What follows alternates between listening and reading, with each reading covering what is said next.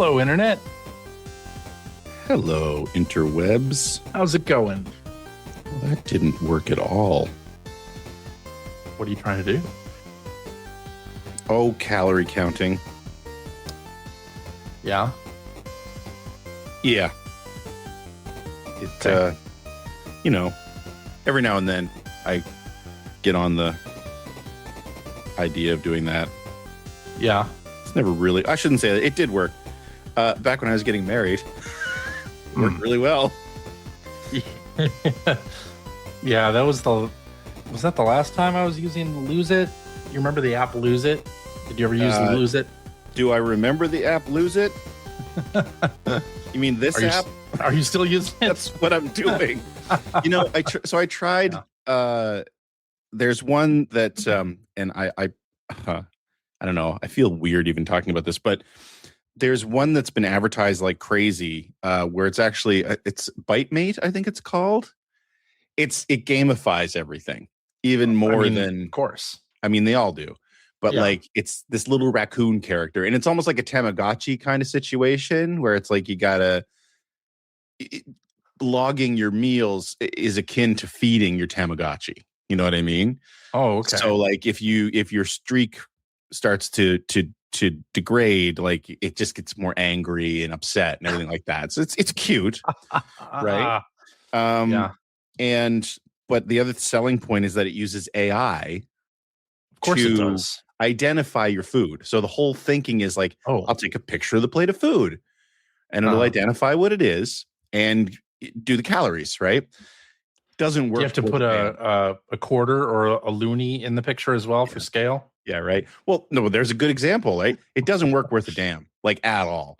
And even if you, because I mean, it's using a large language model as well. So like if you don't use the photo thing, and it's like, I get it, it's early days, that the photo was never really going to work great. If you scan like a barcode or something, it'll work like any of these apps do. Oh, okay. Yeah. But and like if it wanted you to like take a picture of the actual like food facts on the back of an item, I mean, you can track that really easy because it's just reading the numbers. Oh, sure. But like if you want to use like natural language to describe something, like say when I go to Tim Hortons, because I'm Canadian, and I get like a large tea with 2 milk and 1 sugar. That's my drink, right? So see it natural in the background. Yeah, natural language model. That's what you type in, right? Tim Hortons large tea, 2 milk, 1 sugar. It can't deal with it at all. Like it comes back with just the weirdest calorie counts ever. So I used it for a while, and I paid for premium because it was like $30 for the year. I used it for like a month and I hated it. It was so unreliable. So yeah, there you go. Don't use BiteMate. All you fatties out there like me. I guess not. Yeah. So now I'm not calorie counting anymore, but I do use an app called Gentler Streak. Yeah. It's an iOS app. It is a fitness tracker, but like with fitness trackers, I don't run. Like that's not a thing that I do. Define fitness. Yeah, define fitness, exactly. So I'll go out for like a walk. I'll like walk 2 miles. Sure, that's a good walk. Yeah, that's a good walk. So Gentler Streak tracks it, and then it like suggests workouts. Okay. Like, and also tells you if you've been doing too much. That's pretty good. I like that. It like wants to sort of keep you at a sustainable line of activity. Okay. So it's quite nice. I'm going to look that up because,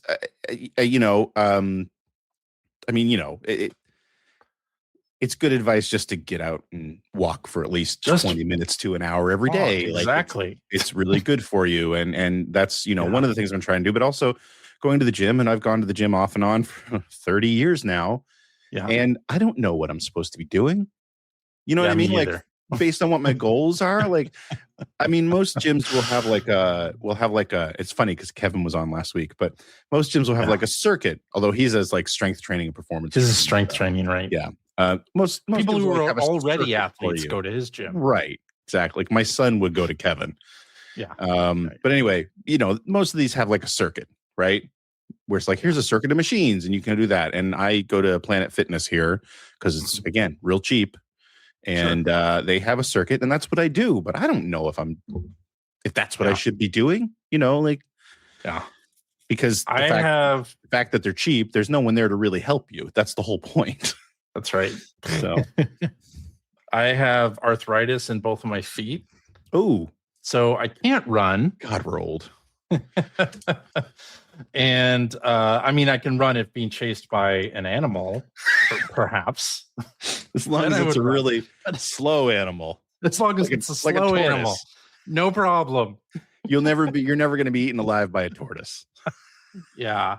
Or like I can't really walk on uneven ground. So it's great that I live in the Pacific Northwest where there are all these great hiking trails and things. I just can't walk any of them. Oh my God, that's awesome. Yeah, I need concrete ground or gravel path. I can do that.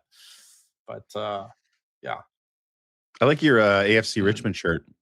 Been an inspiring pre-show. Thank you. Yeah, Ted Lasso is going to be back this summer. Gonna say, excited for season 4?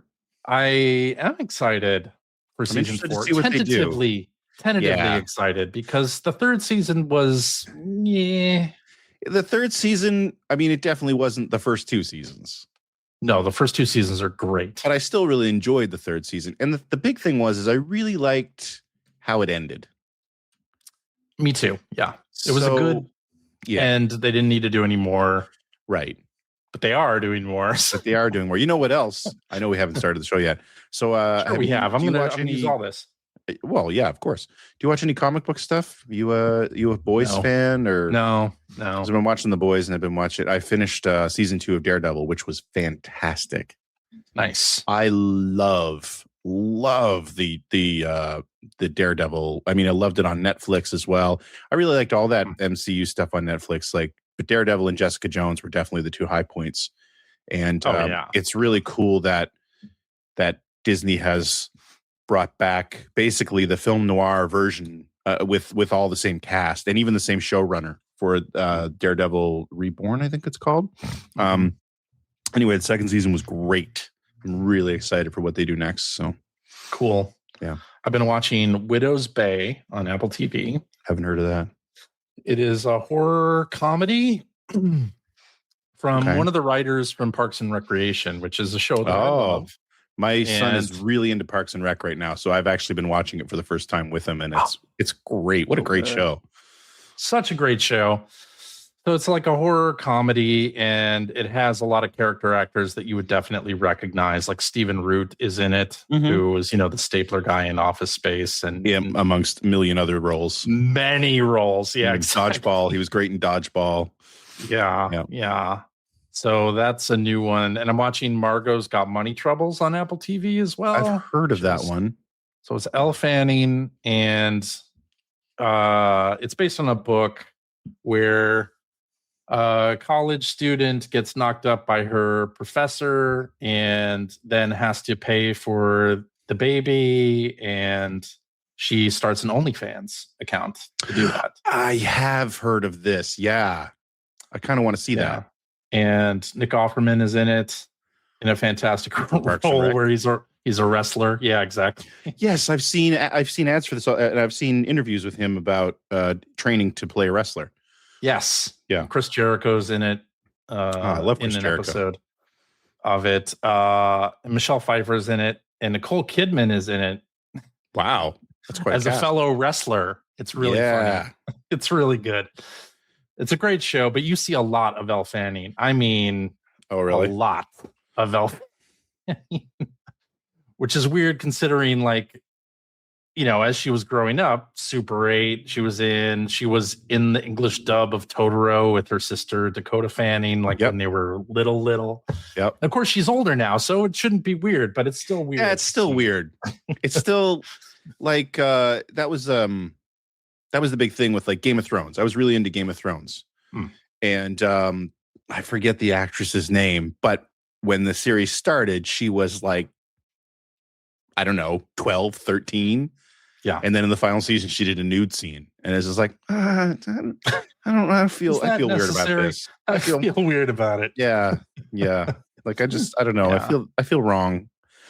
Speaking of books, I actually ended up watching Butterfly in the Sky. Oh, the Reading Rainbow documentary. The Reading Rainbow great documentary. Oh my God. Cool. Like I need to watch that. You got to watch it. It was I found myself getting a little bit emotional. Oh, really? Okay. Well, just because I loved that show, right? I mean, it's a big part of my. And I mean, LeVar Burton seems like such a genuinely good person. Yes. And so did the whole sort of crew there, and you could tell they were all very believed very heavily in what they were doing. Mm-hmm, and I thought it was ironic too, because there's a whole section in the documentary where they talk about Congress trying to kill PBS funding. Yeah. Using the exact same arguments that were used last year. Right. Anyway, which was kind of depressing, but that is depressing. It's very depressing. Yeah. We have there's a listener in the chat, and I can't because it's so small here, but you can probably who's saying that his 1-year-old daughter is having surgery tomorrow, and good luck with that. Yeah. Happy thoughts to you from us in the Player One community. Sending good vibes to you and your daughter and your family. Yeah, for sure. Yeah. Yeah, all the best on that. Ooh. Yeah. Yes. Well, should we start the show? I mean, sure, why not? Already started chatting for 12 minutes. Yeah, exactly. Hello and welcome to episode 1015 of the Player One podcast for Tuesday, May 12th, 2026. I'm your host, Chris Johnston. With me as always from Canada, Mr. Greg Seward. Well, always except for last week. I wasn't here for the marathon Kevin Larrabee. I know, you missed it. I listened to it. It was great to talk to Kev again. Yeah. It was nice to have him back on. No time had passed. Like, it was great just having him on and talking about video games and what he's been up to. And I mean, it mostly made me want to go out and buy a PC. I don't need one. I have one. I know, it made me want to buy a PC too. I'm still waiting for the Steam machine. I'm fingers crossed. Yeah, I will definitely not be getting a Steam machine, but it's just computers are too expensive right now anyway. And I don't need one. Yeah, and I don't need one. So I have a Steam Deck that works perfectly for what I want to use it for. So and me too. Yeah. Yeah. When we will talk about it, I guess we could talk about it now since we already did an intro full of non-video game stuff. The Steam controller went on sale last Monday. Yeah. And no big surprise, it basically broke Valve's servers for a little while. Oh my God, $300, $350. Screw these people, man. I'm looking at the article you linked in the chat. Okay. In the show notes there. Yeah. So it sold out. And then, of course, the scalpers descended, as they are wont to do. As they do, yeah. And $300, $350, $400 for a Steam controller. This thing is $99 US. Yeah, it's like more expensive than I want it to be anyway. Yeah. The controllers have gotten like stupid expensive. I get it. I mean, there's a lot happening on in this controller, like clearly, yes. Right? So, I mean, I understand, and components are not cheap right now. No. I mean, it looks good. It's sort of your standard Xbox 360 controller design. Kind of like that for the most part. Touchpads. Yeah, that's what I mean. Like it's the general bones of it are the back, which is great. The back button. Yeah, back buttons. So rather, I was able to order one. Suck. No, I ordered one, and it arrives later this week. So I'm excited because I play the Steam Deck a lot, and I do use it on the TV. Me too. I love an Xbox controller with it on the TV is not great, so I'm hoping that this experience will be better for especially playing something like Forbidden Solitaire, which uses the mouse right anyway. So I'm hoping this I'm hoping it's good. I've read I like watched a bunch of videos. Nerd Nest did a video, Retro Game Core did a video. I watched their videos and was thoroughly excited for it. So yeah. I mean, I agree with you. Like I haven't used my Steam Deck in a while. Like I'm just sort of, I rotate around my consoles a lot, and it just, although Forbidden Solitaire is probably the next game I'll be using my Steam Deck for. Yeah. But when I am playing on PC, I love that I can just dock that thing and play it. I mean, the resolution isn't as good as it could be, obviously. Like, and I don't have an OLED Steam Deck or anything like that, but it's perfectly fine for the way I use it and what I use it for. But yeah, like the last game I really got into on PC was a driving game, and I can't remember the name of it, but I loved being able to just dock the thing and play on my TV. This is great, man. Yeah, it's so nice. Indeed. Well, Valve is since the first day was a bit of a shit show, they opened a reservation queue for Steam controllers, in part to limit reseller activity. Good luck. So starting on the 8th, which was last Friday, there's now a queue that you can be added to, and you have 72 hours to buy when it's your turn. So if you do want one, you don't have to resort to eBay. In fact, you shouldn't resort to eBay anyway. Just get yourself in the queue. Kudos to them for trying to do something about it. You know, like not just sort of throwing their hands up and saying, well, that's how she goes. But and they should have done this from the beginning. Yeah, but it sucks that it's a thing that has to happen anyway. Yeah, I hope they do something like this for the Steam machine as well, because that thing is going to get snapped up by scalpers also, and they just try to do everything that they can.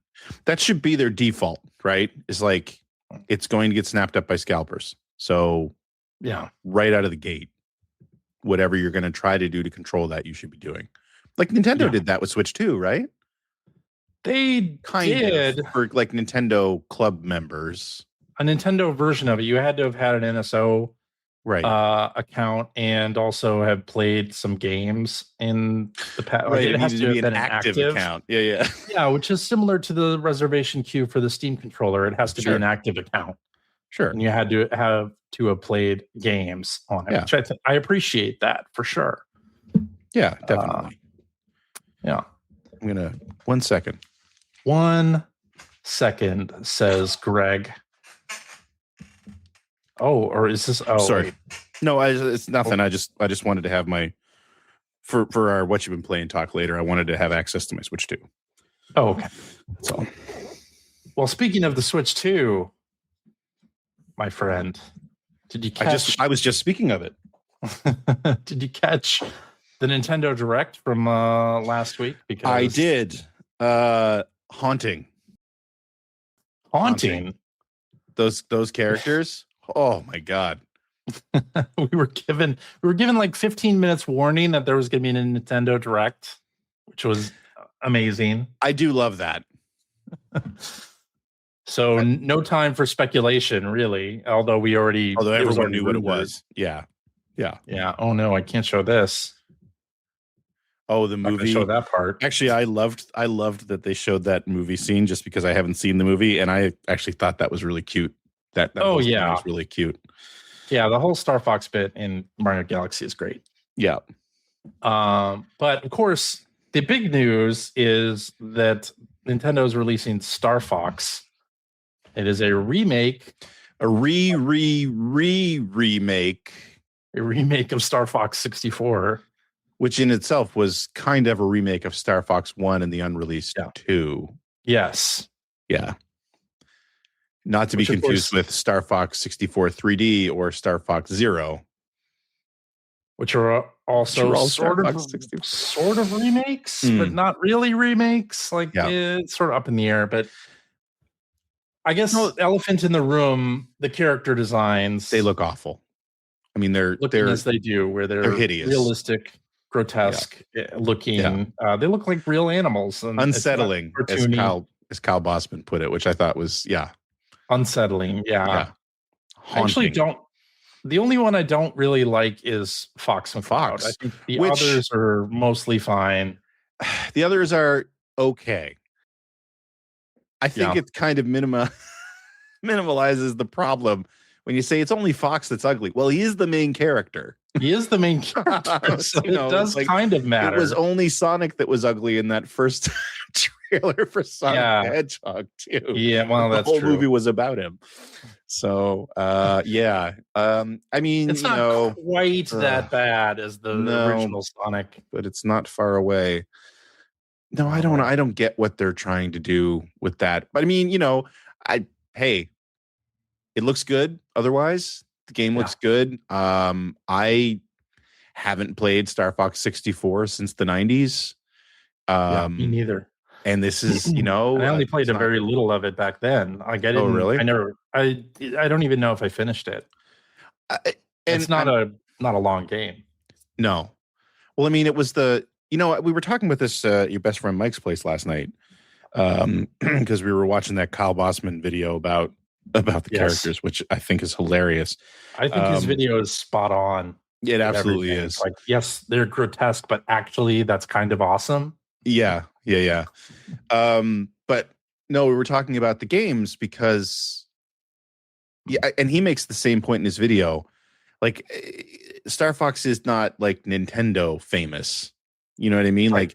Like, they've kept Fox McCloud involved in like Smash Brothers and stuff like that. But I would imagine that's where a lot more new players or younger gamers know from. But we were talking about the series itself, and like, really, the first two games, so many people played the first two games, but the first two games were really not tech demos, but they were showing off new tech. Both of them were. Yeah. Right. Like, I mean, Star Fox, first FX chip game, first fully 3D game on the Super Nintendo. So it had its problems, but was worth playing to experience that. And I mean, 64, first game with Rumble Pack. It was packed in with the Rumble Pack, right? Like, we didn't have vibrating controllers before that. So I think that's why I played through both of those, was really for the gameplay a little bit, but for the tech, really. Because since then, I don't think I've played any Star Fox game for more than like an hour since 64. Right. I played Zero quite a bit. Did you? I enjoyed it for what it was. And I went back to the original Star Fox recently, and I'm towards the end of it at the moment, on the easy path. I keep meaning to play Star Fox 2. I need to. This is what I need to do. Like, when I saw the Mario Galaxy movie, I was like, shit, I need to play some Star Fox. And then I thought, well, I'll play Star Fox and then move on to Star Fox 2, which I've never played. Star Fox is hard to play, though. Star Fox is, what's it, like, 15 frames a second? It's very low. It's rough. It's very rough. Yeah. There is a patch out there, a ROM patch that actually, I don't think it runs on actual hardware, but that plays at like 60 frames per second, which we were watching a video of last night. And I mean, it looked interesting, but the thing is it's still running at the same speed. So it shakes like crazy. Oh, really? Like it's very, it's almost, actually, I think you would have a problem with it. Really? Where you easily get motion sick. I feel like I do. Although Star Fox never did that to me. So no, even with the choppy frame rate, it never did that to me. I think on the 8-4 Play podcast, they were saying, wouldn't it be a cool little Easter egg if they included a 60 frames per second version of the original Star Fox? Hell yeah, it would. Easter egg in this. Yeah, for sure. That would be awesome. For sure. Please do that. And the Kyle Bossman video brings up a couple really good points, especially the fact that they spent a lot of time showing off the cinematics in this game and the voice acting in this game. And as Kyle was mentioning, Nintendo doesn't do that. Yeah. Nintendo doesn't do fully voiced cutscenes with motion and everything. And I'm very curious, first of all, what studio is doing this? And it's got a lot of cutscenes, which of course the original 64 version didn't do either. I mean, to call out too, not that this is a budget game, but it is being released at a lower price. Right. which 50, I'm thankful for. 50 digital, 60 physical. Yeah, also cheaper on digital, which kind of dig. I love that. Yeah, I immediately pre-ordered this. Of course. No, I mean, I'm definitely going to play it. I mean, I liked Star Fox 64. I think this, outside of the haunting characters, I think this looks really nice. I think the gameplay and all the level variety that they've shown, it looks amazing. I think it looks really, really good. So I'm definitely down to play it. Yeah, me too. And when is it? Of course, June? Like June 25th. Yeah, okay. Yeah. I'm pretty excited about it. And you could be a VTuber. You can it's hilarious to me. It's, again, so unsettling. You can use game chat. I will say though, God, the video you're showing is showing this part now. I will say though that I do kind of like that. If you do the VTube stuff, like if you see the thumbnails on the demo here a little bit, it still looks like the cockpit cameras are sort of off kilter.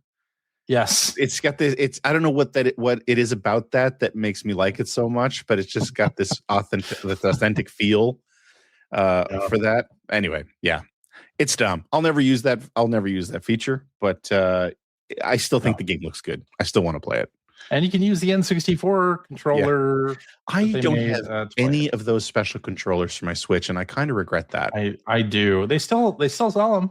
Yeah, I know. I just need to scrape some money together for that. But yeah. No, I like the character designs except for Fox, and it's okay. It's fine. I'll still play. It's not like preventing me from playing it. It just looks weird. Yeah, that's all. It does. But the gameplay looks very, very good. So I'm very curious to see what studio did this. Me too. I almost have a hunch that it's Next Level Games because the character animation is so good and emotive, and they are kind of known for that with Luigi's Mansion. I was going to say, I mean, they did a great job on Luigi's Mansion. So, and I can't imagine that a Japanese studio did this just because of the character design. You're right. They're just it's a weird style. A very weird style. And maybe it's the company that did Metroid Dread. Could be them. I don't know. I'm very curious to see what it's a South American company, right? No, they're in Spain. No, but what's the name of them? Shoot, they did the Castlevania games, right? Yes. Well, yeah. What the hell's the name of that company? I really liked their first few Castlevania games. Yeah. Anyway, yeah. So exciting stuff. Yeah. Star Fox. I mean, it was rumored, so I guess that means that the other rumors that came along with this, which are the Ocarina of Time remake. Oh God, I want that so badly. Is gonna happen because those two rumors, the Star Fox Summer thing and the Ocarina of Time remake were the two rumors that hit around the same time from the same source. And I imagine it's only a matter of time before we get our Ocarina of Time remake. Oh my God, I will play that. Yeah, I love it. And again, I'm very curious to see what art style they use for that, because I don't think you can just like up-res the N64 graphics. No, I think it would need to be rebuilt from the ground up. They need to rebuild it and hopefully add some stuff. Yeah. We shall see. But I'm excited. Excited about Star Fox. Excited about another game I want to play this year for sure. Ocarina of Time. Yeah, I'm gonna play all these video games. Oh, well, speaking of Nintendo, they're raising the price of the Switch too. Yeah. Because still cheaper than a PlayStation 5 though.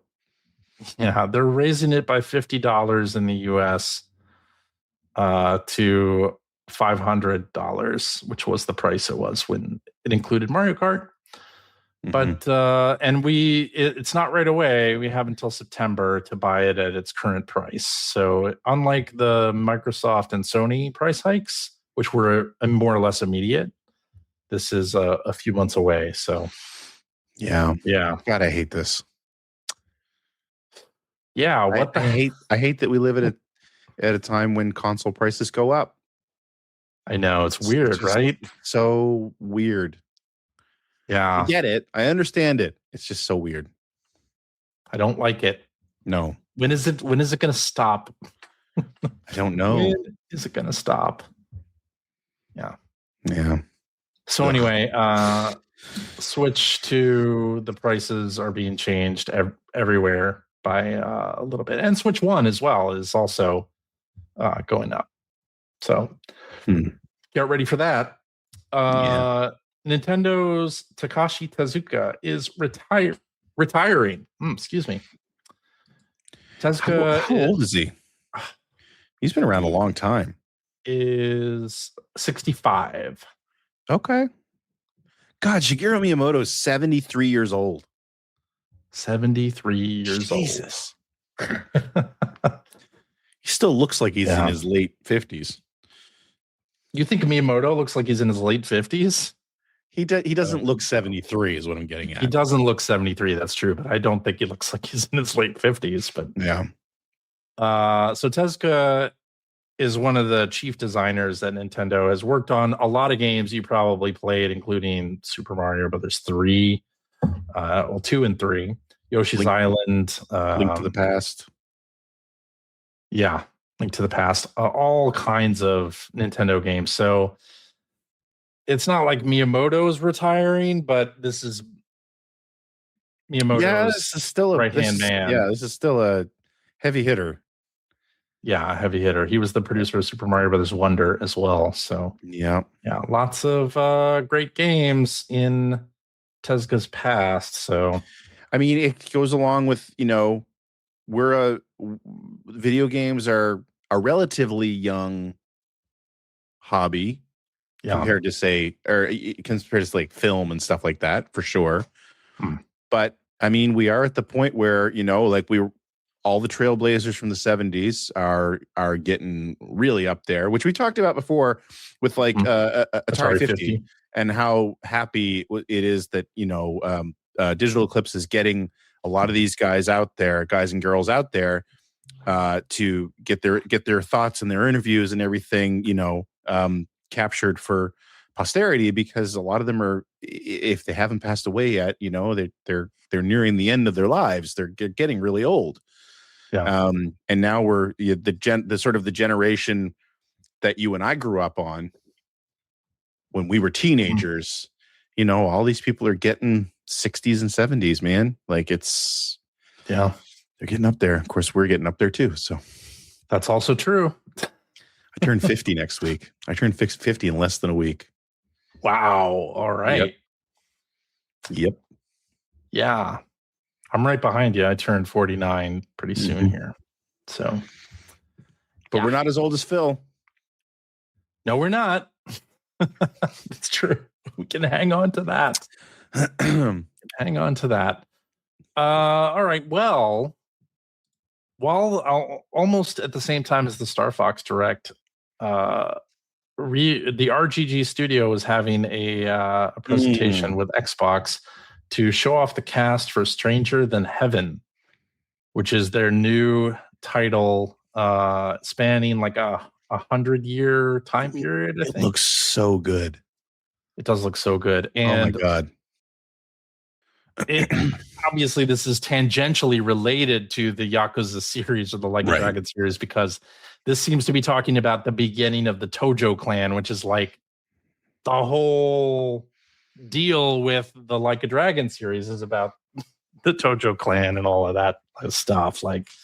So it's still Yakuza stuff, and in some of the same locales, including Sotenbori and Kamurocho, which is of course Shinjuku. Shinjuku, yeah.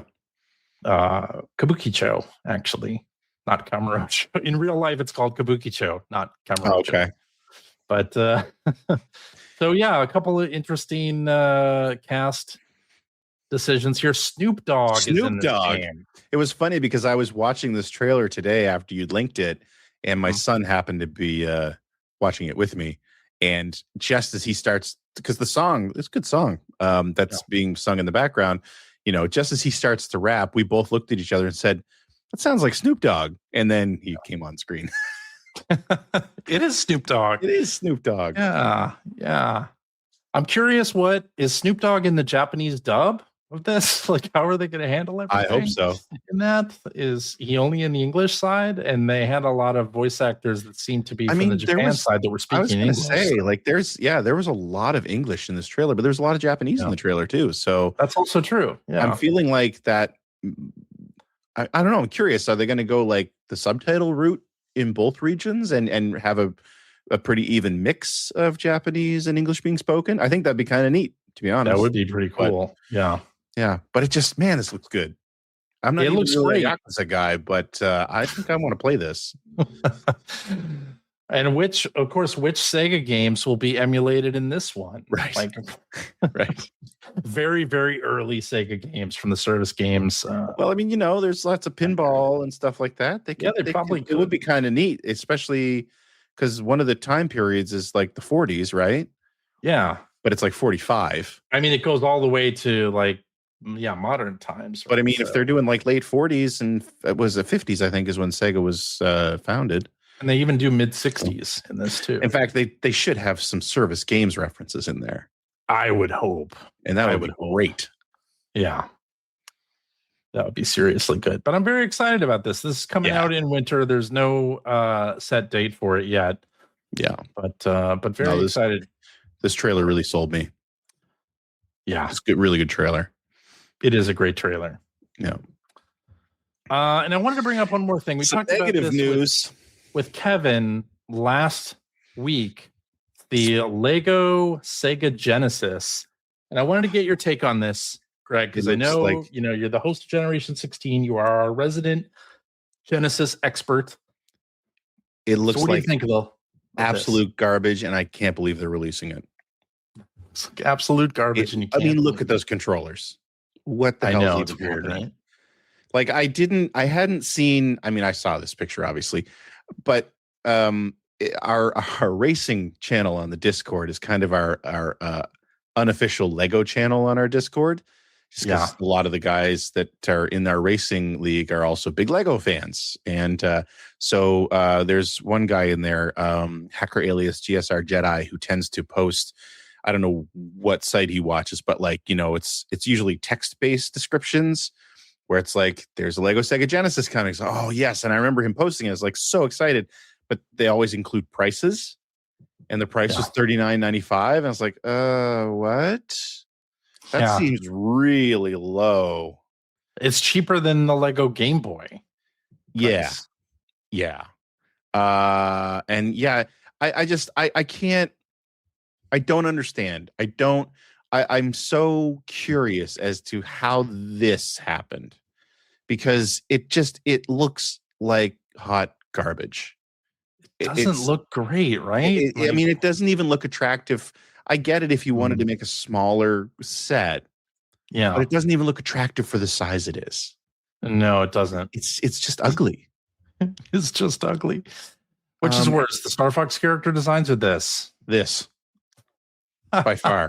Well, because you're coming off the fact that the Lego NES, which was like a 1-to-1, the 3 consoles they've done so far, I think they're all 1-to-1, or they're close anyway. But they're big and they're really nice builds. They look great. Yeah. Right? The Game Boy looks great. Right. Oh, the Game Boy looks real almost. Yeah, it does actually. The Genesis controller that was part of that was the gift with purchase last year looks great. Yeah. Right. And then this is what they're going to release. Yeah. Like it's just flabbergasted. And having said all that, I absolutely am going to buy it. Because it's only $40 anyway. That's $40, right? Yeah. But I hope the PlayStation's not like this. I hope the PlayStation looks better. I'm so confused why they would do this. I don't know. Yeah, it's really upsetting. Yeah. Yep. All right. Well, let's on that note, let's go into what you've been playing. And Greg, we're going to start with you. But I'm second on the list. Doesn't matter. Okay. Well, there's a couple games that you and I both played, so I'll leave those for the end. Okay. So, but I'm playing a lot. So on Thursday nights on Twitch TV/Sewart, which I recommend you come hang out. And hey, you can actually check out my YouTube channel too, because I'm streaming to YouTube now as well. On Thursday nights, I've been playing different retro games, just sort of randomly, and kind of moving through the consoles in my collection. And so I've gotten to the Jaguar. And the only Jaguar game I actually own at this point is Club Drive. And Club Drive is to the Jaguar as the Sega Genesis is to Lego. It's awful. It's so bad. And all I can think of, so I know there are people that like the Jaguar. I have almost no respect for that console. No, that console I liked the Jaguar. I also trash. have no respect for it. Yeah, it was trash. I mean, it was sorry. A good try, but no. it was a try. It was a try. But good effort. The console itself, I remember renting for the first time, and the thing that struck me about it was, kind of a funky design. That's fine. That's different. We had weirdly designed consoles in the past, but things like the fact that the AV connector was just a protruding bit of the circuit board, and stuff like that just made the whole thing feel cheap and unfinished. And I mean, I think nothing describes Club Drive better than that. God, I'm getting sick even watching cheap this. And unfinished. Yeah. Sick. So it's a 3D driving game. You have 4 levels. That's the whole game. But 3 different play modes. You have you turn it off. I can't watch. Yeah, you have like a scavenger hunt. You have racing modes where you don't race against anybody. It's just time. And then you have a game of tag that you only play with 2 players. And I mean, the frame rate is actually not bad. I'll give it that. The physics are terrible. Like, I was driving through at different areas, and the car would just hop into the air sometimes because there's no shadow on anything. So you can't tell, and everything's flat shaded. So you can't tell when you're coming to a rise. It's just all right. It's just so bad. It's so bad. The best part about that game was the turning it off. Yeah. No, I wasn't writing an EGM review. The best part of the game was the manual, because the manual is written so dramatically to try to sell the excitement of this thing. That it's and I actually did a reading of it on Twitch that night because I just thought it was so hilarious when I went and looked it up.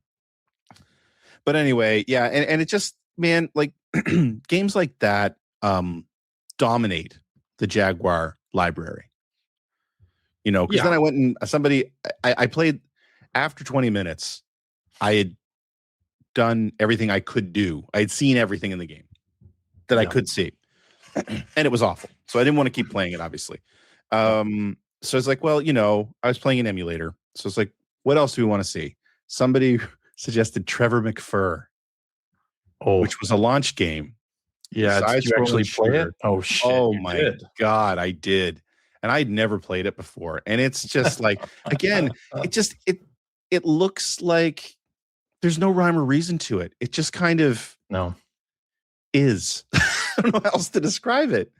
Right? No, the gameplay itself is very flat, even though the objects are supposed to look impressive because they're digitally rendered or whatever. I mean, it just does not look good. It's not that far removed from something you would see in say the in the 90s when you had systems like the 3DO and the CDI and all that stuff, you were capable of getting things that looked kind of photorealistic. But it seemed like in a lot of the games that were made for consoles like this, somewhere along the line they decided that was enough. Yeah. And it is where you didn't get the refined gameplay of something you would get from a Nintendo or a Sega or a Konami or Capcom or a Shiny Entertainment or anything like that. It's just pure garbage. This as Dew says in our chat, it looks like a fake game made for TV shows. Exactly, right. It looks like Arcade game or something. It looks like a bunch of clip art that some artist slid around a screen to make it look like someone's playing a video game. Yeah. Yeah. And then so I ended up, I think Breakout 2000 is another game that I tried. Also just terrible. Yeah. Like, how do you screw up Breakout? You put it on the Jaguar. Like, wow. It's bad. But then I ended the night, obviously, with the reason to have a Jaguar, which was Tempest 2000. Oh, you didn't end the night with Tempest. Didn't I? What did I end the night with? You ended the night with Cybermorph. Oh, yes, Cybermorph. I was talking about the urban legend about the Game Fan review for Cybermorph. Yes. With the hallucinogenics and everything.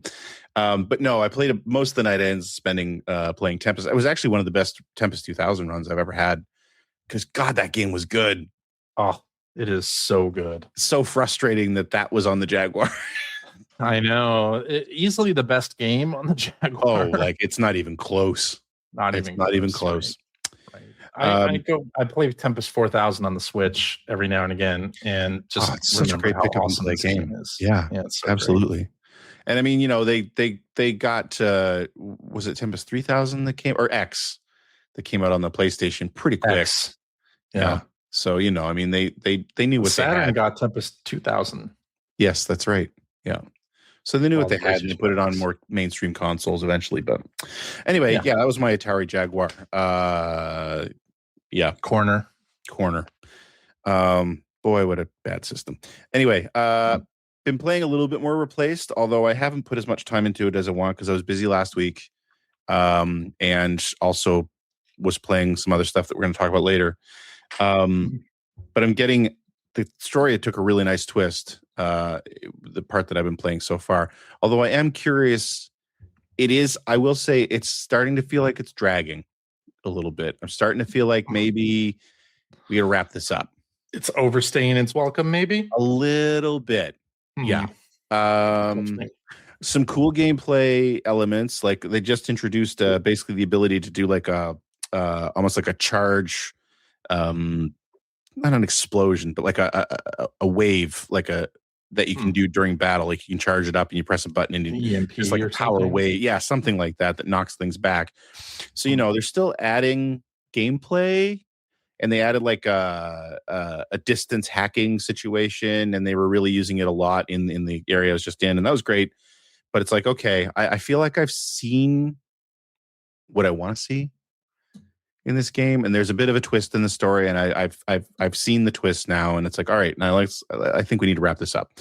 So we'll see how that goes. But anyway, okay. So there's 3 games that I played the most this past week, and 2 of them you and I both played. Okay, I'm going to start with Vampire Crawlers, which is the one you haven't played. I have played it. Oh, did you? Oh, yeah. Okay. Yes, you talked about it last week.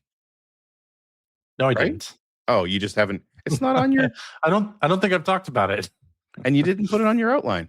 I didn't. You're right. Okay. Well, then we can talk about this too. Why. So, Vampire Crawlers, made by the same folks that did Vampire Survivors, but not at all the same. Although it uses all the same sound effects, a lot of the similar music, and a lot of the same graphics. But it's a deck building game. Deck building. What is this? A roguelite? Is that the proper term? Yes. Okay. That's correct. Deck building roguelite from the makers of Vampire Survivors. Yeah, which I think the full title actually has Vampire Survivors in the name too. It does, yeah. It's some ridiculous title. Man, I'll tell you what, I love this. Yeah, me too. And it does push the same buttons as Vampire Survivors did, the same endorphins and dopamine hits that Vampire Survivors hits. But it's amazing to me that it does, because it's such it's not like Vampire Survivors where you're just running around and it's all really visceral, and you know what I mean? Like kind of it's more of a slower burn. It's a slower burn, and you're making very deliberate choices all the time. But I'll tell you, man, like when it clicks, oh my God. Yeah. Like it's just, and I spent the first couple levels not playing it right. I don't know why, because it does explain it pretty upfront. Like, so every card has a mana cost, and you have a certain amount of mana at the beginning of each turn. And so the thing that they they teach you up front is you need to combo the cards, and you do that by playing cards that are progressively higher mana, although they need to be moving up one by one, right? Consecutive. Like, it has to be consecutive. If you go to like from 0 to 2, that's not a combo. Right. Although there are like wild cards that you can throw in between that to build combos.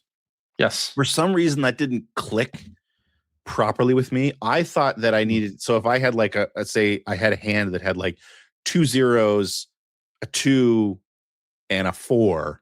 I needed to play all the zeros first. And then the 2, and so completely wrong. But I was still having fun even playing it wrong. But then when it clicked, it's the magic of this game. Yeah. It was like, oh my God. Like tonight I did a run and the combos I was doing were unbelievable. Like just the whole screen was just filled with all this craziness happening and just destroying enemies like 3 and 4 rows deep. And oh my God. Well, it does the thing that Vampire Survivors does where each run like gives you enough currency or unlocks to like power yourself up. Right. So on the next run, you run into more things and you power yourself up even quicker, and it just snowballs from there. And it's got that your first really good run, you're like, oh shit, this like feels really good. I'm into it. Like, as you say, once it finally clicks, it really clicks. Yeah. And it's like, and everything you just said, I think is really important for a conversation we're going to have later. But yes, every run you feel like you can really feel the upgrades. Yes, you can. And it's got that same goofy, ridiculous sense of humor where, like when you do a great combo, I mean, the screen's it's just madness. Like it's almost hard to follow, not the gameplay, but like the result of what you've done. Right. But it's so satisfying. It is very, very satisfying. Yeah. Yeah. So, I mean, this is definitely, it was a little slower for me to start this, but I've already put like, I think 6 hours into it.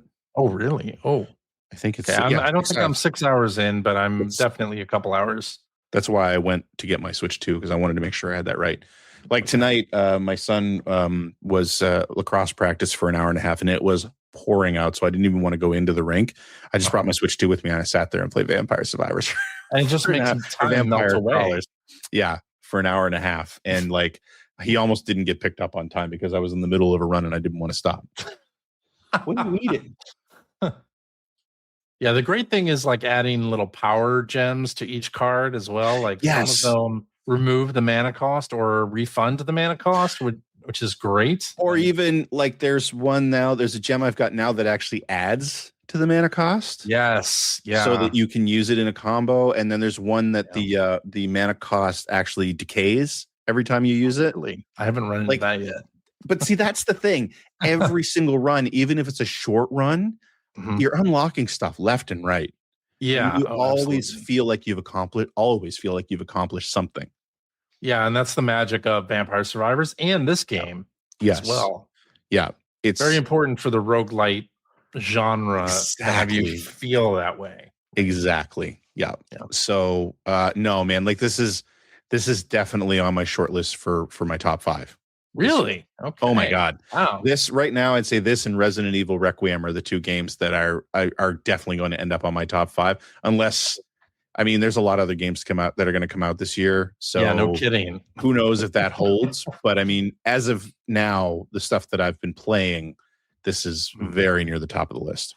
I have 3 things on my list of definitely in my top 5 or like to be considered for my top 5, and this is not on that. Really? Yet. Yeah. No. Well, see how you feel as you play it more.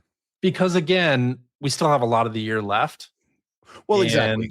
Yeah. So but I mean, I haven't quite put this on it, but this is a very good game. And that's what I'm saying. Caveat is this is based on what I've played so far this year. Like, there's lots coming. I mean, Star Fox is coming out, that there's lots coming out. But like I'd say this Wolverine, right? Yeah. GTA 6. Yeah. And I mean, who knows what else if GTA 6 actually comes out this year. If it does. I mean, maybe Stranger Than Heaven will be on that list. Who knows? Ocarina of Time remake. Right. But for me right now, this, Darwin's Paradox, and Resident Evil Requiem are sort of the top contenders out of what I've played for the first half of the year. Mine are Pocopia, Pragmata. Pocopia. My daughter wants to play that so bad. Oh, Pocopia is great. Pragmata and Dragon Quest VII Reimagined are my 3 that are on my list right now. There you go. So that's our nearly midpoint game of the year discussion. near midpoint. Yeah. But anyway, and again, this is not expensive. No, it's $10. No, it's $10. Yeah. And it's not even 14. It is so satisfying. So satisfying. I highly recommend giving it a chance at that price. You can't really go wrong. And if it clicks for you, like, whew, man, there's so much to love about it. Yeah. Very much like Vampire Survivors did. Yes. For me, anyway. One of the other new games that came out over the last week and a half that we both been playing is Picross S Konami Antiques Edition, which I've put over 10 hours into so far. All right. Yeah, I think I might actually be close to that as well. So, because any Picross game is a great game to just play and chill out, listen to a podcast or an audiobook. Well, that was the thing, right? I was so happy that these both came out last week because the reason I wasn't on the show last week is my daughter went to her volleyball nationals tournament, which is we were in the next province over in New Brunswick. And it was like, I was so pumped that both of these games came out in time for me to buy and download. So I didn't have to do it over hotel Wi-Fi basically, and just had them there. Right. Cause I knew that both games were very easily playable in sort of short bursts. And you can put them down right away at a moment's notice. Really. Exactly. So took my Switch 2 with me and was playing all these. So Konami Picross, we talked about this. Capcom was really good. Sega Picross was great. Capcom Picross was great. SNK Picross was good. But one of the complaints that I had about, especially, and the Namco one, one of the complaints I had, especially about the SNK one, and we talked about this back when I was playing it, is that a lot of those were profile pictures. A lot of the puzzles were very similar because they were profile photos, because SNK's library in the sort of second half of the 90s and on is very fighting game heavy, right? Not a problem with the Konami version of Picross. The puzzles are very varied because they're not just photos of people all the time. And it doesn't hurt that it's sort of classic Konami tunes playing in the background. I'm sitting there humming along to most of the stuff that's playing. So I'm digging it. But I've already finished all the Color Picross puzzles. My God. Finished all the time attacks. You finished the time? Wait, what? Oh, yeah. You finished the time attacks? Yeah. I played one of the time attack puzzles in Konami, and I was able to do it with 14 seconds left. I think my overall score is bronze. Okay. But I only had one where I ran out of time. Really? Okay. I was like, this is too stressful. I'm playing Picross to relax. So I just stopped after that first one. I was like, I guess I should try it and see if it works out. That's the beauty of these games, right?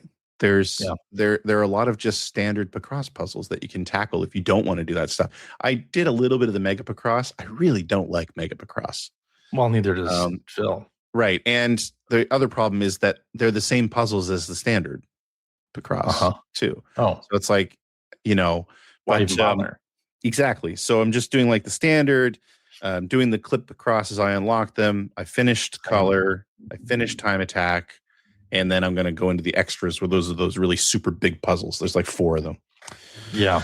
But boy, loving it. I mean, I knew it's I would. Great. Picross. It's great. If you've never played a Picross game, it's nonogram puzzles, basically, where you fill in, or the numbers at the start of the row or column tell you how many squares are filled in, and then you have to deduce which ones those are by filling things in. And fun with math. It's fun with math. Yeah. Yeah. I'm running into the same issue now with Konami that I did with the Sega Genesis one, where I get to a certain point, and the Genesis one, I'm like on the last 2 tabs of the main mode, and it's just like the puzzles are just big enough where it's just like I can't really, like, I make a lot of mistakes in them.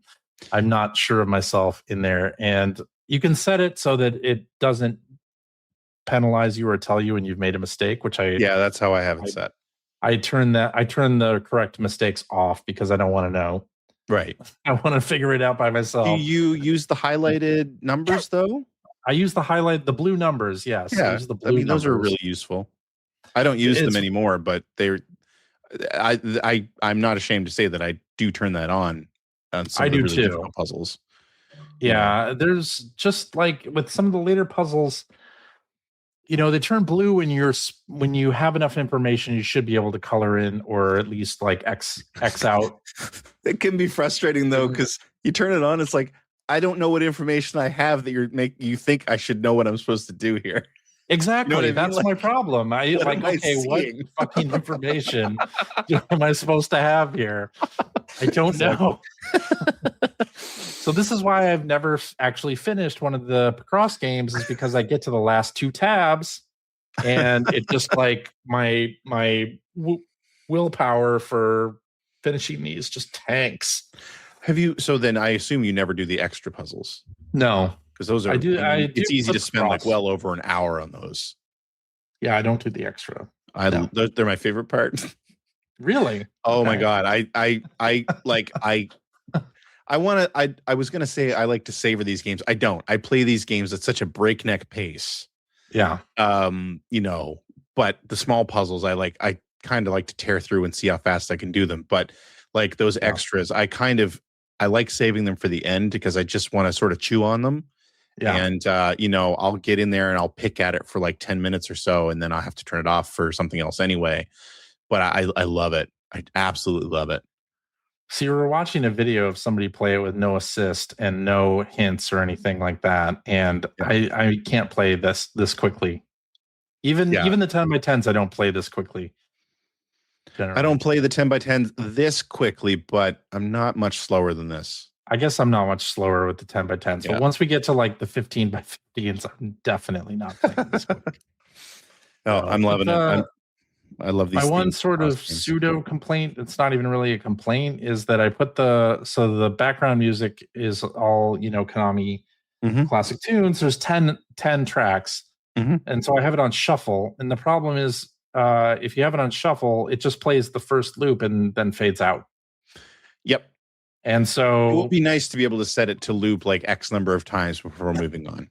Yeah. It's like, okay, so that song went for 30 seconds of a puzzle. It's funny though, because when you really look at it, I mean, these games have been the same for a long time. Yes. But the music is actually where they improve these games. Like if you go through Picross S, and then what were the E? Picross E before that, I think. Yeah, on the 3DS. The big improvements have been being able to loop the music, being able to shuffle the music. Like you never used to be able to do that. And I don't even think it's in the Namco. I don't think it is. No. I don't think they have shuffle in the Namco one. Actually, I'm positive it's not, because that was one of the first things I looked for, because the friggin' Mappy loop was killing me. That's a rough loop. But the thing is, I agree with you. But again, the Konami music is so iconic. It is so good. Yeah. Right. Like it's so good. Yeah. Unless it's from titles that aren't from my childhood. And then but I can deal with that. Yeah. But like then, like the Gradius theme comes on, or like one of the Contra themes, like from Contra 3 especially. I think there's one in there, and it's just like I'm just sitting there bopping along with it, humming along. I love it. Here's another thing that I think especially about the not the Namco. Well, maybe Namco, but definitely this Konami set. Like the beginning puzzles that weren't from titles from being released in America. It's just like I almost wish there was a way to like front load American or worldwide released games. Right. So that I could like get to some of the stuff that we all know. But see, one of the things that's a very small complaint. One of the things I actually catch myself doing, and I've actually deliberately tried to stop and actually look at the completed puzzle, because I've gotten so into just sort of speeding through the opening few pages. Yeah. And I caught myself doing this with the Namco one, and especially with SNK, because the puzzles were getting a little bit boring. I couldn't even tell you what the puzzle was before I'd moved on to the next one. I didn't even look at the description. I just move on to the next one. So I'm actually stopping and looking at the puzzle, the completed puzzles now. Yeah. But anyway, no, really happy with it. I mean, I was going to be happy with it anyway, but it definitely it fixed my concerns with the SNK one in particular, where there's much more variety in the puzzles. So, and I understand why people can't get into this, because for sure you are learning a different type. It's like learning Sudoku all over again, or learning, I don't even know what. No, I totally get it. I totally get it. But man, it's definitely catnip for me. So it's a pretty great title. Yeah. Yeah. So there's one more game that I have on my list. So let's talk about it. So we should call it up front that this game was purchased. Yeah, this title was a gift. Yeah. In fact. Yeah. So thank you. I have to look at what I'm supposed to read. Okay, yeah, I was wondering if there was some sort of intro you needed to give here. Hold on. Still looking. Good thing we're prepped. I know. Okay, here it is. Are you ready? I'm ready. This gifter is Player One Podcast Gran Turismo 7 League reigning champion, Ken B. Oh, I kind of thought it would be. Ken has gifted many games over the years. Very generous. Yes, thank you, Ken. And I've forgiven him for beating me by 1 point, but maybe it was 2 points. That was 1 point without the drops. Yeah. Yeah. Yes. 2-time champion, Ken B. Yes. You didn't have anything else there was nothing else you needed to read there? There was nothing else that I needed to read. No. So Scoop Joey, hacker alias Scoop Joey in the chat just says he just rolled credits on Saros. So Saros is the game we're about to talk about. Saros, yes. Yeah. So Saros being a Housemarque game. Follow up to, what was it called? Returnal. Follow up to Returnal, which was sort of one of the like early... a pseudo spiritual sequel. Yeah. But not really. It's not a sequel to Returnal, but it's using some of the same. It's a roguelike shooter. Roguelite shooter. Third person perspective. Like Returnal was. Yeah. Yeah. So this is kind of like, and Returnal was one of the early PlayStation 5 games. I think, right? I seem to remember it being one of the early ones. I don't know if it was that early. Yeah. What is time anymore? I don't even know. But yeah. So this is a game that Returnal we both played. And we both wanted to like. I really wanted to like Returnal. Me too. Yeah, it just seemed like the story would totally be my jam. Science fiction stuff of repeating time loops and things. Like that's my jam. I love it. Yes. But the problem I had, and I'm pretty sure the problem you had as well, was that it was too hard. Yeah. It got to the point, and I think I did give it enough time, is I got to the first boss like 2 or 3 times. Yep. Same. And died. And it's a roguelite. There's no checkpoint. You start over from the beginning and you have to redo everything up to the boss again. And that got extremely frustrating for me personally. I just didn't. Now they patched it eventually. They patched it, but they did not include I don't think checkpoints or anything. They did something to try to make it easier. Yeah.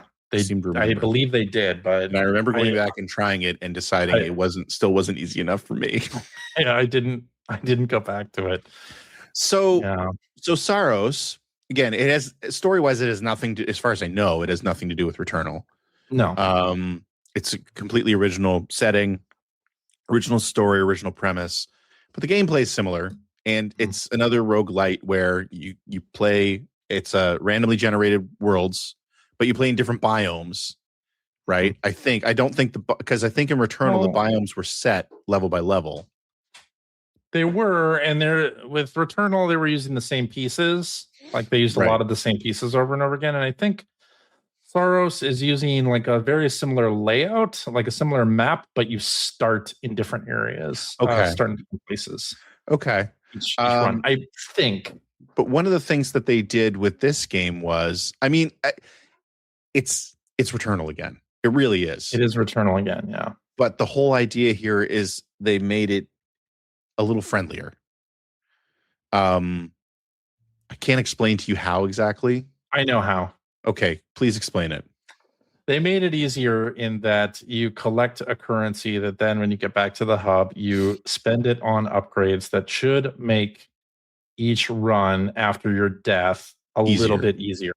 And that's the whole motto of the game, right? That's the tagline, is come back stronger. Like that's the whole deal with Saros. Okay. So having said all that, I'm going to ask you first. Is it enough? To be determined. Really? I started playing it and I died like 2 or 3 times and I was like, all right, you know what I'm going to do? I'm just going to start over completely. And really? Okay. So I started over again and went through the tutorial again just to make sure I wasn't like missing anything. And started again. And I think it is easier than Returnal. Oh, I agree with that. I do agree because in part, the distance to travel to where you died or whatever is shorter, I feel like. And so that's already improving things. But then also I've unlocked a bunch of upgrades and I don't really know if they're making that much difference yet, but I imagine that they will. And from hearing other people's impressions of this game, it sounds like the first boss is like really hard, and then actually the next few bosses are easier. I feel like people were saying the same thing to me about Returnal, but anyway. I know. They were. And this one has a little bit of a difference in that, when the eclipse happens, the enemies get stronger and they fire projectiles. Fire yellow projectiles. You can't block at the beginning. I believe you can block later. And when those projectiles hit you, they actually are permanent damage, right? Like you're infected or something like that. They remove a little bit of your health meter entirely, so you can't even like heal to that point. So yeah, which is a cool little twist. So I gotta say, just like Returnal, the gameplay and the game feel when playing this game is great. Like Housemarque knows how to make a game that feels really freaking good to play. Like the shooting is great. The dodging is great when I'm able to dodge correctly. And like using the shield is good. I actually have to change how I hold the controller to play this game. When I was going on looking at some discussions about the game on like Reddit and stuff like that, a lot of people were talking about how they actually had remapped the controls, because you can totally remap the controls. That might not be a bad idea. Yeah, but I don't know. You've been playing it long enough now, you might screw yourself up. Yeah, that's true. But I normally play, when I play PlayStation 5, any games like that, I have my index finger on the triggers, L1, L2, R1, R2. Like I don't have 2 fingers on it. With this game, I feel like I have to have my 4 fingers, my middle finger and my index finger on the L1, L2. It wants to be played with the shoulder buttons. That's how they want you to play it. Yeah, and that's fine. Yeah, I could totally do that. But it means I have to hold the controller differently, which is fine. And then they use a lot of the fun gimmicks of the DualSense, like which Returnal did as well. Like press it down a little bit and all the way to do certain things. And I fires and stuff like that. I like that. I like those. Those are cool. So my experience with it was similar to yours, where I did a run, died at the final boss, or the first boss, I should say. Went back, did a little upgrading. Didn't feel like it made much of a difference. Went and did another run, died earlier. Okay. I think I did one more run after that, and I put it down. Which I feel terrible about. So you're not putting it down for. I'm not, but I mean, this is definitely not something I want to spend time on right now, because I'll say, like what you just said about Housemarque making a game that feels good. I mean, am I wrong? I disagree. I don't like the combat in this game at all, but that's a personal preference. That's not saying they made a bad game. Okay. But I am just I just do not like the way this plays at all. Really? Yeah, it's just not for me. Like I guess it should be said too. This is a bullet hell. They call it a bullet ballet, I think, which a lot of the reviews picked up on. So like bullet ballet is right.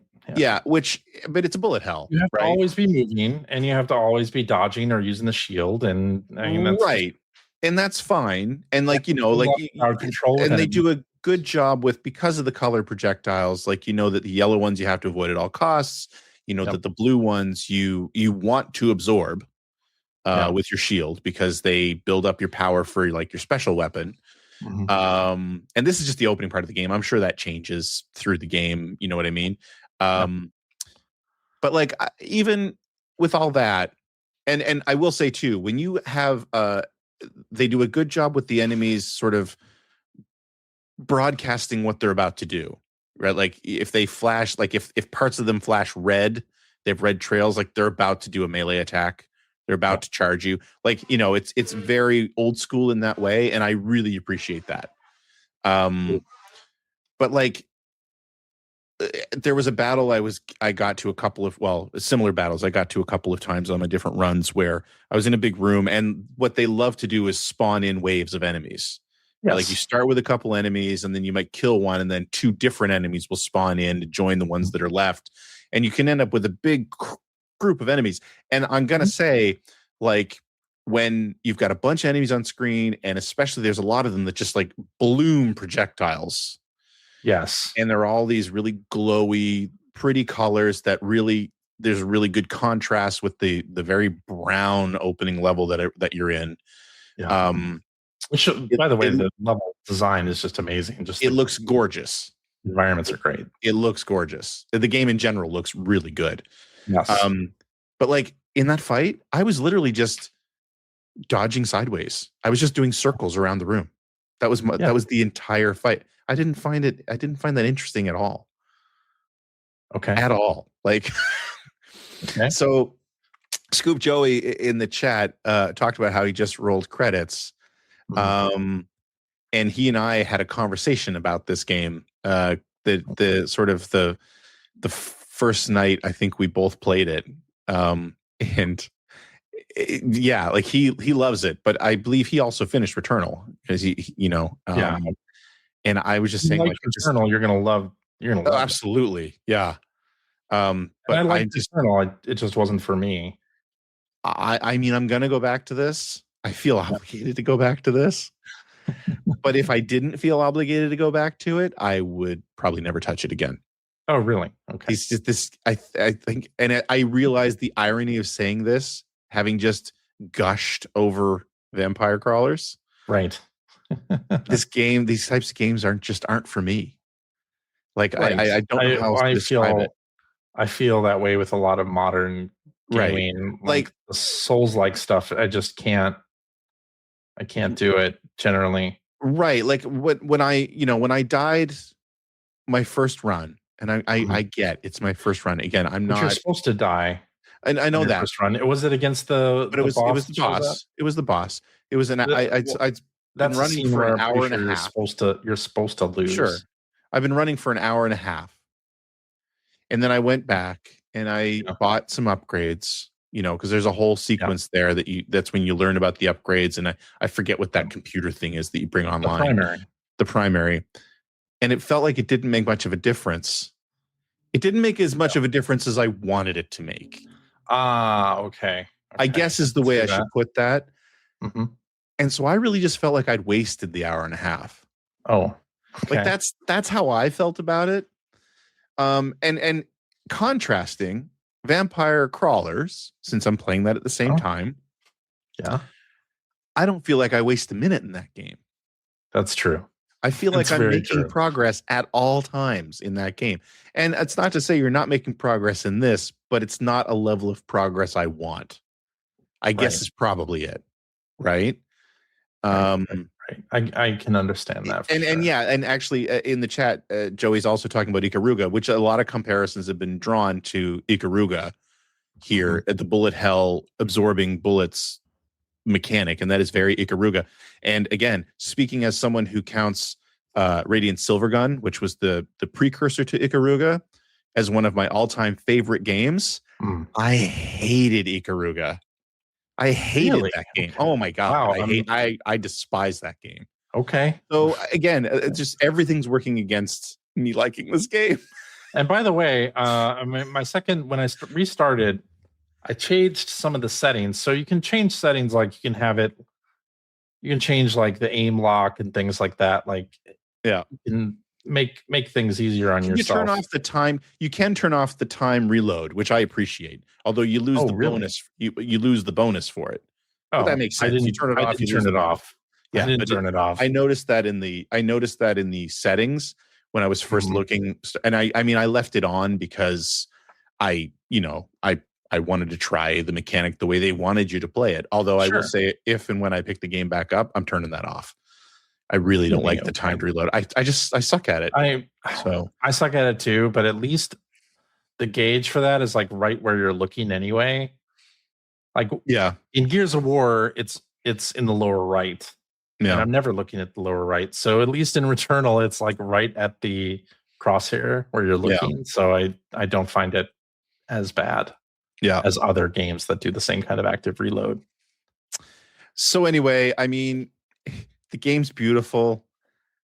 If it's the style of game you like, the complaints that I've been reading is people saying it's too easy. I have heard that as well. People funny say, to me, but all the changes they made addressed some of the things with the difficulty from Returnal, but now the people who loved Returnal are like, well, this one's now too easy. Right. And I mean, I get that, but I understand it. Yeah. But it's just, man, I'm just not built for this game. I don't know what it is. I want to like it just like I wanted to like Returnal, and the changes they made weren't the changes I needed, I guess. So far, anyway, I do find this to be more fun than Returnal. But again, I'm not that far into it. And who knows? Scoop Joey says, wait until you see the red bullets with parry, where you have to parry. I'm like, oh shit. God, no thanks. Parrying is maybe my worst nightmare in a game. Like when you tell me I have to parry something, I'm just not good at it. Like,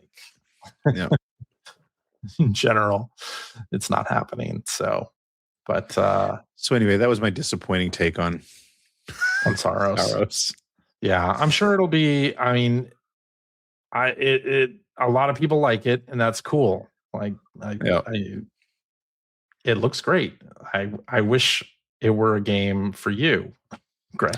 But I wish it were a game for me. I don't know. I haven't made a final determination yet, but just playing it, it's fun to play. I like the mechanics so far, but as far as how difficult it gets later, that may turn me off ultimately. Yeah, I don't know if I'm ever going to see that. So okay, we'll see. All right. Anyway, thanks, Ken. Yes, I feel terrible. I really do. Wow. Yeah. Anyway, that's what I've been playing now that it's almost 11:30 here. We've been going a while. We have been. Yeah.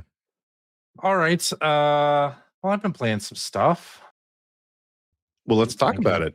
Konami Picross. I've been playing Forbidden Solitaire, which I talked about last week. I really need to get that, but I kind of don't want to grab it right now just because I'm playing Vampire and Konami.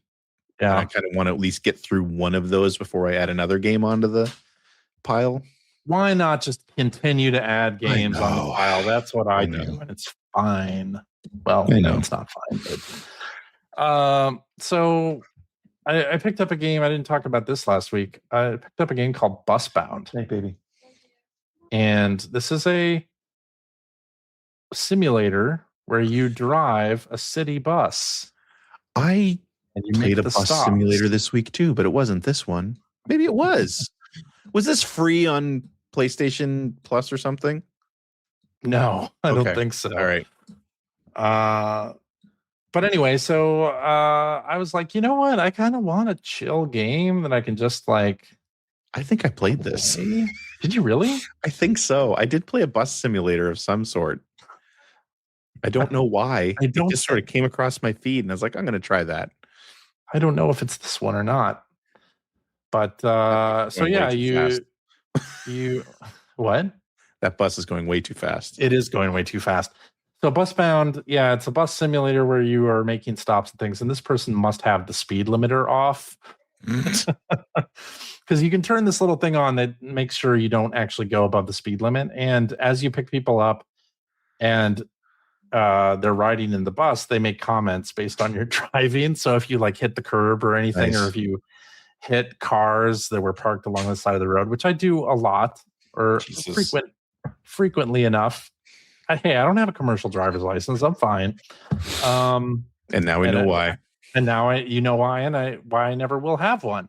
Mm-hmm. But yeah, it's just kind of a relaxing game so far, and it's sort of a Sim City type game as well. Like it builds up the city based on how well you are doing with like making stops and building routes and things. So okay. I swear I played this. I'm turning on my PlayStation, but it's not. I'm not getting onto the right screen here to see which game it is. I don't think it was this one. It may have been a different one that was on PlayStation Plus, but this is from one of those developers that does like they did like a simulate like a warehouse simulator game or like a dock simulator game. Recently.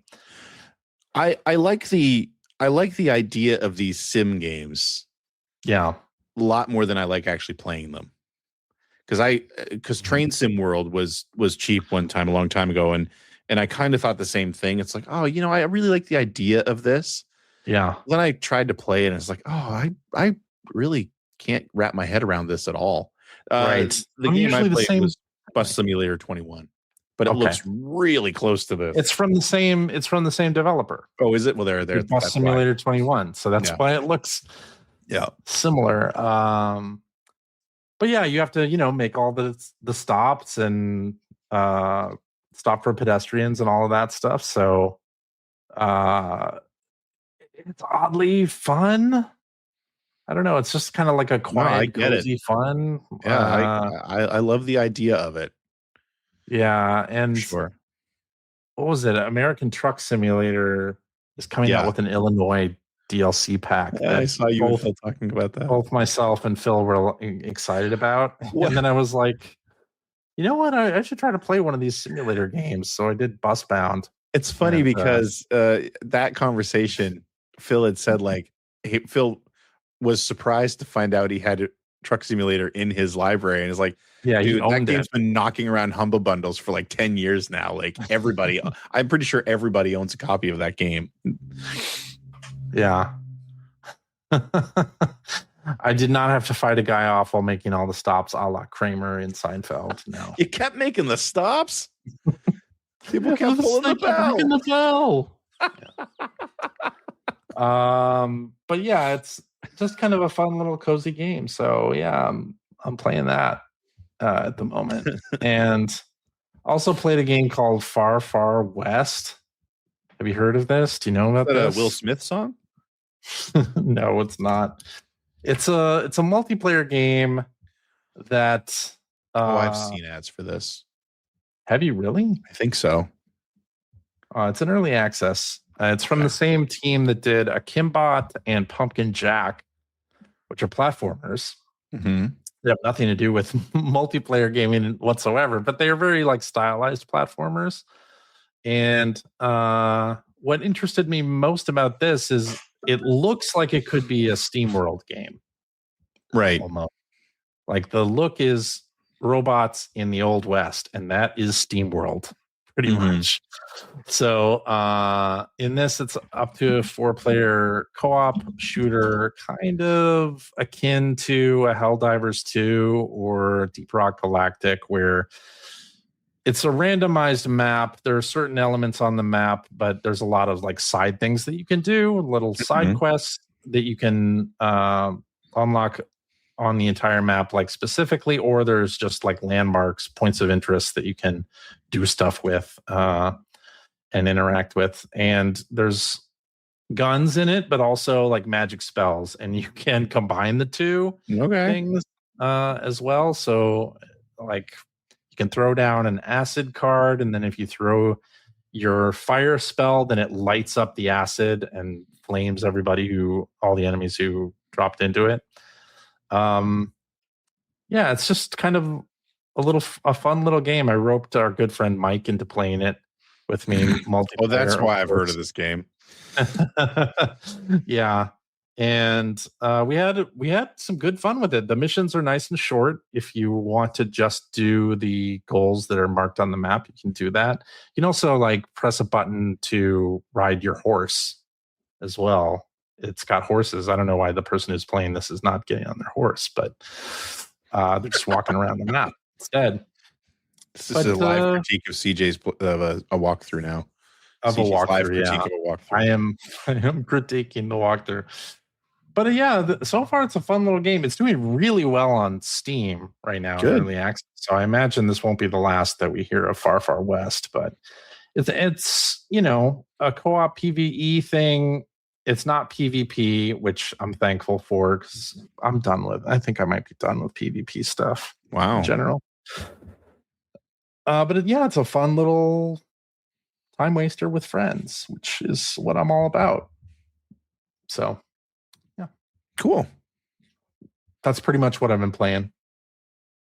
So let's do some blue sky stuff. Blue skies. Blue skies, I see. All right, listener Paulie says, memorable games that involve mums. Cooking Mama, of course. Chibi Robo has different members of the family, and I believe you have to do some quests for the mom in that. Mother Brain, that's the classic. Yeah. More seriously, Uncharted, the last Uncharted game, because that had a lot to do with Elena and Drake's daughter. Yeah, not a lot to do, but it had because the end of that game was very heartwarming, and it was all about family and stuff like that. That's true. Yeah. So I guess Elena, I would say. You want Elena to be your mom? What about Lady Demetresque? No, a different kind of mommy, a dommy mommy. Wow. All right, let's do this one from hacker alias Beardomorph665, who says, was Metroid Other M really that bad? Speaking of mommies, yes, Metroid Other M was really that bad, and it was because of the whole daddy issue thing. No, I don't. I really didn't like that game. I didn't like it enough to continue playing it. Yeah, and in no small part based on the way they presented Samus and her interaction with the other team members. Yeah, I seem to remember there was a thing where there was a power she wasn't allowed to use. Mm-hmm. Based on her commander saying so, which I just thought was the stupidest thing in the world. Like, it's just like, really? I mean, I would rather that you give me some ridiculous video game reason for the fact that she doesn't have all her powers again, because that's what you do with every Metroid game. And right. I'm there. I dig Take it. The powers I'm away. Down. Yeah, I'm okay with that. But now you're saying I can't use them just because someone said I can't use them? That's dumb. That's dumb. Not cool. It doesn't make any sense. But no, I really, really didn't like that game. And that was back when I would put in the time to, like, this is Metroid. It has to be good. Like, I'm giving this a chance. But yeah, no, I really, I feel like Metroid is another series that I used to absolutely adore, and now I just don't think, I can't remember the last Metroid game that I really loved. There's been so many releases that I just have not enjoyed. Okay. Yeah, like Dread and you didn't like all the Primes the after remake of Metroid Prime. 2. Which one was good that? for the 3DS? I did like that. But I'm saying, like, Metroid Prime I loved. 2, 3, and 4. Ugh. Samus Returns. Yeah, Samus Returns I enjoyed. Yeah. I enjoyed the Game Boy Advance games. There were 2 of those, right? Yeah, Fusion and Zero Mission. But like, there's a rumor that they're remaking Super Metroid. That'd be great. Other M, didn't like. Dread, I hated. Yeah. Dread, you hated, yeah. Prime 4, I was so looking forward to, and boy, oh boy, that was disappointing. So yeah. It's more disappointing in hindsight. At the time, I was like, this is okay. It is very okay. And that's the problem. Yeah. So, yeah. Oh, it was Pragmata that made me think Metroid Prime 4 wasn't very good. In that, like, Pragmata is very tightly designed. Like, there's not a whole lot of, like, there's a lot of stuff to explore and find in Pragmata, but there's not, like, a lot of just empty space that you're wandering through with no reason. Whereas Metroid Prime 4, there's a lot of empty space that you're trudging through for what reason? Yeah. So that's what made it not enjoyable, whereas Pragmata, very enjoyable. I'm just trying to feel like, when's the last time I really enjoyed a Metroid game? I mean, Prime Remastered was great, but it was just Prime again. Right. Before that, I can't remember the last time I liked a Metroid game. Well, maybe they'll do a remake like Star Fox and make everything super realistic looking. Sure. You never know. All right. One more? Sure. Let's do this one from listener Eduardo, who says, someone who has made the leap from editorial to actually helping make games, how has it all changed the way you enjoy playing, appreciating, treating them, CJ? Hey, I did it too. And Greg. Yeah. Yeah, I mean, making video games, you see any sort of development behind the curtains, and you're like, how does any game actually get released? Like, right. It's a miracle that any game gets put out, and even more a miracle if people like pick it up and play it and love it, and yeah, it's made me feel a lot different about the work that goes into games, even games that are not well received. It's still somebody's livelihood. They still spent a lot of time trying to get whatever it is right. Yeah, as someone who worked on probably more bad games than good games, that to me was the biggest thing. I don't think I was ever super mean about a game when I was reviewing them professionally. I mean, some of them, I guess, yeah, I probably was, if they were like obviously just big cash grabs. Yeah, but the developers of Flintstones Bedrock Bowling are just gonna like, right. I have a whole new appreciation for that. But that's what I'm saying, right? Yeah. It's like, I think it's a much better assumption going into it that people don't set out to make a bad game. No. There are some games that are very much like, we're just gonna push this out the door. It's absolute garbage. We didn't spend any time on it, but it's a license and we want to take advantage of that. Right. That's one thing. But like, I know, speaking as someone, again, who worked on like Spy versus Spy and Robotech Invasion and Backyard Baseball, all okay games, not great games. Mm-hmm. Living through and understanding what the vision was and then realizing in the process that you can't bring that to fruition the way you envisioned it for whatever reason. You know what I mean? Like for time, because of money, budget, whatever, right? Like there's a reason for it. Yeah. It definitely gave me a whole new appreciation, because a lot of those games that are, mediocre, but man, a lot of blood and sweat and tears went into them. Yes. And it just, sometimes you just can't bring it to life the way you wanted to for whatever reason. So I feel like it's tended to make me appreciate that a little bit more and sure to be empathetic about it. Yes. But I still don't like Saros. Somebody sweated the details of all those menus and all of those lore drops that you pick up. Right. And every detail in the environment, somebody had to make that, right? And here you are, you're running through it, you don't even see it. Yeah, nobody even pays attention to some of those details. And But hey, you know what? Speaking of games that we worked on, tomorrow is the 22nd anniversary of my one and only E3 demo. Really? Yep. E3 2004 started on May 11th, as far as I remember. Yeah. And it was the Robotech Invasion demo. Oh, nice. Okay. That I wasn't allowed to see when I went to the show. That you weren't allowed to see? Wait, what? It was behind closed doors, and I was on a visitor's pass. They wouldn't let me in to see it. It's like, but I made it. Doesn't matter.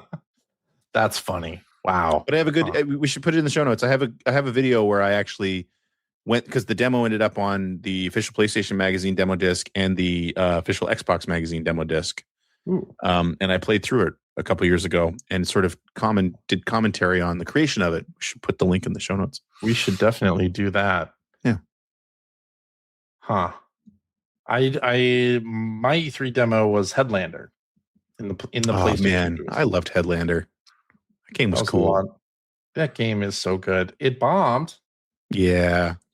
But it was a damn good game. See, but there's a good example though, right? Like what you just said. It was a good game. It was a really interesting concept. Clearly someone put a lot of love into it. Yes. And it just didn't resonate. And that didn't resonate. Yeah. Indeed.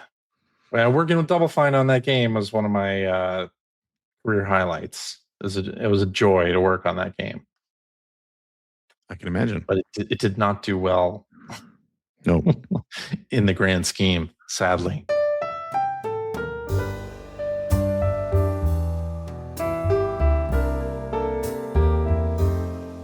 Alrighty, and that is our show for this week. Thank you very much for listening. If you have a question for us or would like to comment on something you heard, you can do that by on Come Blue on, Sky. man. You can do that on Blue Sky. Just send a message at p1podcast.com is our Blue Sky username, I believe. Yeah. Or you can go to our internet website at player1podcast.com. There you'll find our contact information. You'll find show notes and links to all the things that we talked about on this episode and a link to our Discord server. But by the way, we are about to redesign our website. I've been working on that for the past week, and as soon as the domain is transferred from our old registrar to our new one, then I will flip the switch that makes the new website live. So that could be this week. Exciting times. Yeah. It's been 1,015 episodes. Might be time to spruce it up a little bit. The last time we did anything with the website was like 10 years ago. Yeah. Like all of our WordPress plugins have broken. I know. The site's so totally broken. Like it's terrible. But I think we should call out, at least this is the tentative plan, right? That we might have some merch. That's the tentative plan. Is that part of this website redesign, there may be Player One podcast merch available. So, which we did have years ago. Stay tuned on that. Yeah, we did have it for a short time years ago, but we'll be doing something new with that. So, and also there's an easier way now to browse after shows and bonus episodes and all kinds of things like that. So I'm really excited about it. It looks great. I like it. And I hope people like it. Yeah, and it has a little notification at the top when we're live on Twitch, when either the Player One podcast or Greg's channel on Twitch are live. So that's cool. But anyway, yeah, you'll be able to find show notes and links there, and a link to our Discord server where we can discuss this episode with us and our other listeners. If you'd like to subscribe to the Player One Podcast, you can do so by visiting playeronepodcast.com. Hopefully it'll be the new site soon. Or by loading up your favorite podcast listening app. We're also on Spotify. You can like us on Facebook. You can watch video archives of our show on youtube.com/P1 Podcast. Or you can watch us live most weeks on YouTube, Facebook, or Twitch. Just follow our Blue Sky account to find out when we're doing our next live show, typically every Sunday night at 8:30 p.m. Eastern. Although we've been pushing it back a little bit for kid reasons for me, and we pushed it way forward last week for Larrabee reasons. But anyway, join us, won't you, please? And if you like what you heard, and how could you can head over to patreon.com/P1 Podcast. Throw a few shekels our way. It helps us keep the lights on, helps CJ design new websites. Yeah. And new merch. It sure does. Yes. And buy him Steam controllers. And that too. Yeah. And do all the stuff we normally do. If you are a subscriber of the $5 tier, cheap, you gain special access to a weekly bonus episode. We record it live after this, where we play games, crack wise, do all the stuff we can't do on the regular show. CJ, do we have an after show this week? I mean, Greg, you tell me. It's your turn. Oh, I didn't plan at all. I'm kidding. What I had planned to do is an EGM review game from the issue where they reviewed Star Fox 64, except we won't be doing Star Fox 64. Okay. I think or maybe we will. What will it be? So please join us. And if you have a few bucks left over, please consider supporting me on patreon.com/Greg Seward, where $3, also cheap, gets you early access to all my videos. Working on a couple of good ones right now. Hopefully something will be coming to fruition in the near future. We'll see. But please consider supporting the show. CJ? Yeah. Thank you so much for hosting this week. Thank you, Greg, for joining me. My pleasure. It was a fun show. We had a lot to talk about this week. We did. We didn't go, it wasn't a Larrabee marathon, but we're pushing 2 hours here. We are, yeah. It's pretty good for us. Yeah, I'd say so. For old men way past their bedtime. The next time we talk, I'm going to be 50 years old. Holy Next time we record. Yes. Next time you listen to this, I will be half a century old. Yep. I hope I survive the week. Thank you so much, dear listeners, for tuning in. We really appreciate you and all your support. And we have a great community. We love talking to you guys every week. And we hope you will join us again 7 days from now. Bye-bye. Bye-bye.